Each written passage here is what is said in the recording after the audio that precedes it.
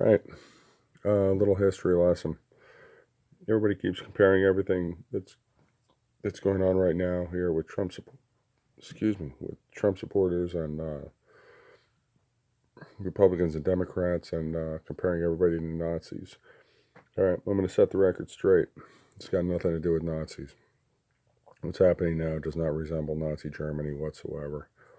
Um, what it does resemble is turn of the century Russia, and in the late 1800s, there was a guy named Karl Marx, and he was basically a drunk.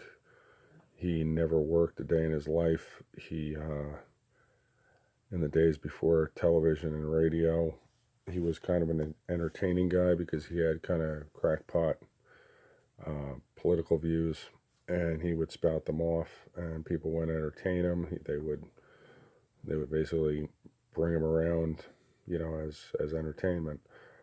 Some of his ideas caught on.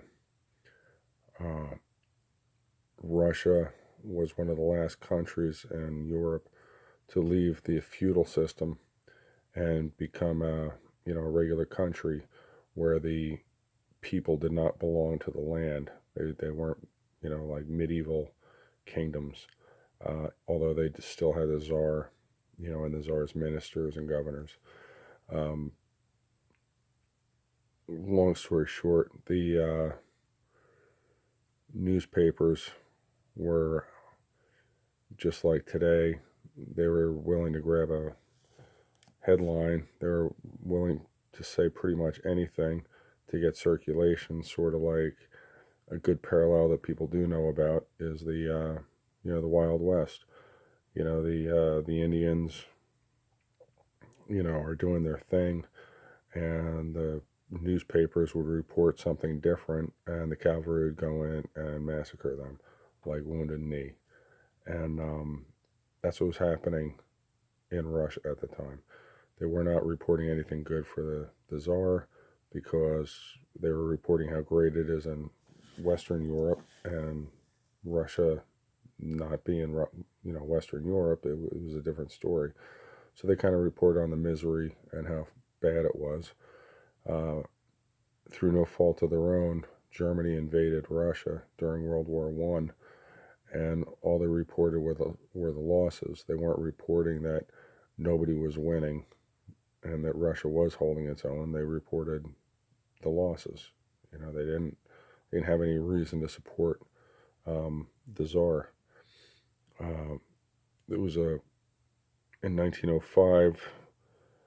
It was kind of a mini revolution, a kind of coming to terms, and what later became known as the Duma was formed, and that was a representative parliament of all the different groups, the peasants and the merchants and whoever's in Russia, and they were divided into different houses. Eventually, it kind of became the Duma under the Soviet Union. But in any event, um, fast forward a little bit, with the newspaper's backing, Vladimir Lenin runs for president of what's to become the Duma, and he loses. But because he has the newspaper's backing, they basically say that he won, even though it was a huge pushback that he did not win. Um, so he took position. He kind of forced his way in, and then he started going after everybody that was against him.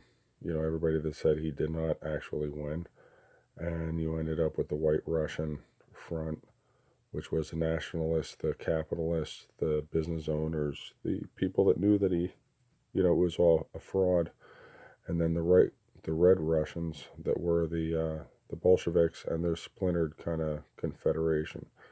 And once the Red Russians won, then they went after one by one everybody else, and you ended up with the Red Russians, the Soviet Union being formed. The revolution lasted from 1917 to 1921 till all the opposition was destroyed.